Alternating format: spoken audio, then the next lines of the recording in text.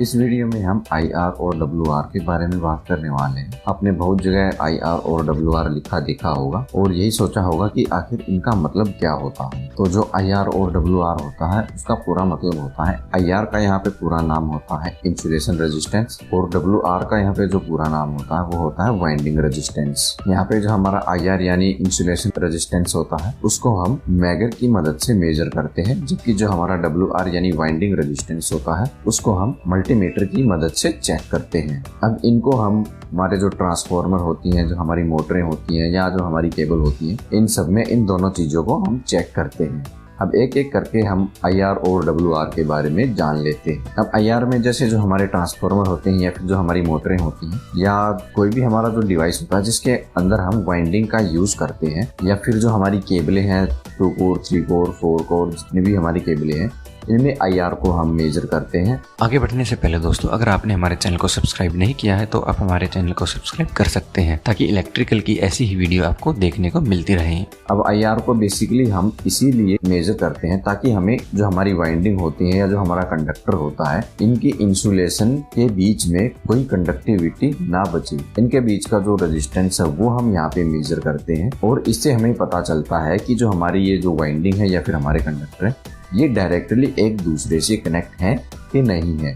Normal case में जो हमारी वाइंडिंग होती है या फिर जो हमारे कंडक्टर होते हैं अलग अलग, वो डायरेक्टली एक दूसरे से कनेक्ट नहीं होने चाहिए। अब जैसे हमारा जो ट्रांसफार्मर होता है वो अगर ऑयल टाइप ट्रांसफार्मर है तो वहाँ पे ऑयल जो होता है वो हमारी जितनी भी वाइंडिंग है उनके बीच में एक इंसुलेशन प्रदान करता है।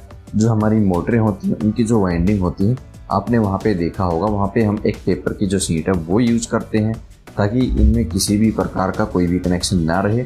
और जो हमारी केबलें होती हैं वहाँ पे आपने देखा ही होगा, उनके ऊपर PVC या फिर अन्य जो हमारी इंसुलेटेड मटेरियल है उनकी एक परत चढ़ाई जाती है जिसकी मदद से ये आपस में डायरेक्टली कनेक्ट होने से बच जाएंगे। अब यहाँ पे जो IR वैल्यू है वो कैसे चेक की जाती है और इसकी जो वैल्यू है वो कितनी होती है, इसके बारे में हम बात करते हैं। अब IR वैल्यू को यहाँ पे चेक करने के लिए या फिर मेजर करने के लिए हम सिंपली मैगर का यूज करते हैं।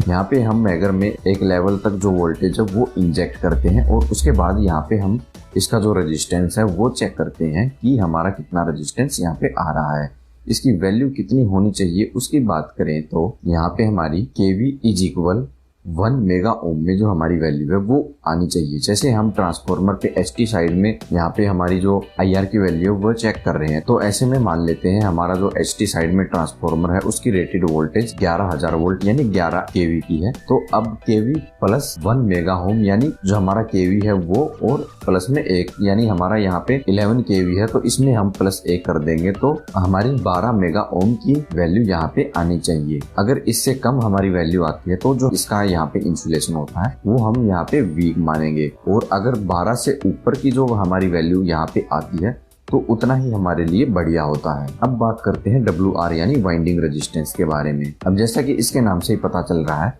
जो हमारी वाइंडिंग होती है उन वाइंडिंग पे हम इनको चेक करते हैं। यानी हमारी जैसे कोई मोटर है या कोई ट्रांसफार्मर है, उसमें मान लीजिए 3 वाइंडिंग है या फिर 6 वाइंडिंग है, उनमें हम एक एक वाइंडिंग की आपस में ये जो रेजिस्टेंस की वैल्यू है वो चेक करते हैं। जैसे मान लीजिए हमारी कोई एक वाइंडिंग है, इसका हम एक सिरा पकड़ेंगे और इसका दूसरा सिरा पकड़ेंगे। अब इन दोनों सिरों पे हम मल्टीमीटर को लगाएंगे और वहां पे हम इसका जो रेजिस्टेंस है वो चेक कर लेंगे। इस मेथड से हम ये पता लगा सकते हैं कि जो हमारी वाइंडिंग है वो ओपन है या सही है, या कहीं किसी चीज के साथ दूसरी वाइंडिंग के साथ, या जो हमारी ट्रांसफार्मर या मोटर की बॉडी है या ग्राउंड है उसके साथ तो शॉर्ट नहीं है या सही है। ये भी हमें इस चीज से पता लग जाता है। जैसे हमारा जो ट्रांसफार्मर है या फिर हमारी मोटरें हैं उनमें हमें 3-3 वाइंडिंग या फिर 6-6 वाइंडिंग जो देखने को मिलती है, उन सभी वाइंडिंग का जब हम रेजिस्टेंस चेक करते हैं तो वो जितनी भी वाइंडिंग है उन सभी का जो रेजिस्टेंस है वो लगभग बराबर आना चाहिए। अगर किसी वाइंडिंग का जो रेजिस्टेंस है वो बाकियों के मुकाबले या तो बहुत ज्यादा मिलता है या फिर बहुत ही कम मिलता है,